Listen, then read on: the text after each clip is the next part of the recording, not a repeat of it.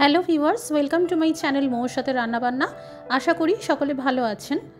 আমার চ্যানেলে 10 থেকে 12 রকমেরও বেশি অনেক ধরনের পায়েসের রেসিপি দেওয়া আছে। চাইলে চ্যানেলের প্লেলিস্ট থেকে লিঙ্ক পেয়ে যাবেন। এছাড়াও এই ভিডিওর নিচে ডেসক্রিপশন বক্সে দেওয়া লিঙ্ক থেকেও আপনারা দেখে নিতে পারেন। আজকে শেয়ার করব দুর্দান্ত স্বাদের আরেকটি পায়েস রেসিপি। খুব ঝটপট বানানো যায় আমসত্ত্বের পায়েস। এই রেসিপিটি ভালো লাগলে একটি করে লাইক দিয়ে শেয়ার করে দেবেন।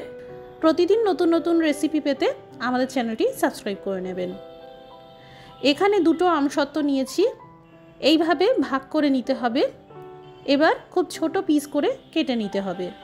এখানে দেখুন, কিছু পরিমাণ আমসত্ত্বকে আমি ছোট চৌকো পিস করে কেটে নিয়েছি, আর কিছুটা লম্বা করে ফিতের মতন করে কেটে নিয়েছি। এগুলো দিয়ে পায়েস সাজাবো। এখানে একটি পাত্রে 4টে বিস্কুট নিয়েছি। এটা ব্রিটানিয়ার থিন অ্যারারুট বিস্কুটের ব্যবহার করা হয়েছে। আধা কাপ দুধ দিয়ে ভিজিয়ে রাখলাম।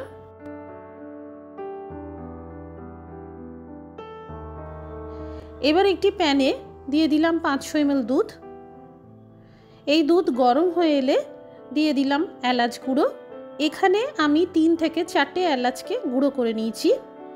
দিয়ে দিলাম 3 টেবিল চামচ চিনি।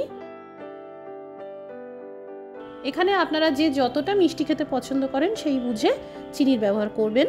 চিনি দুধের মধ্যে মিশে যাওয়ার পর এক এক করে ড্রাই ফ্রুটসগুলো দিয়ে দিলাম। কিছু পরিমাণ কাজু আর কিশমিশ।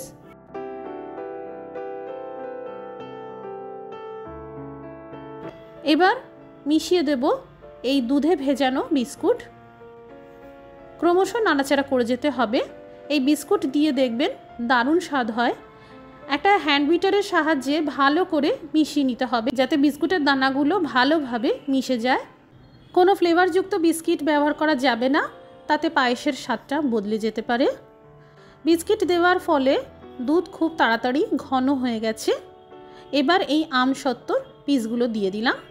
দুধ কিছুটা ঘন হয়ে যাওয়ার পরেই আমসত্ত্ব দেবেন।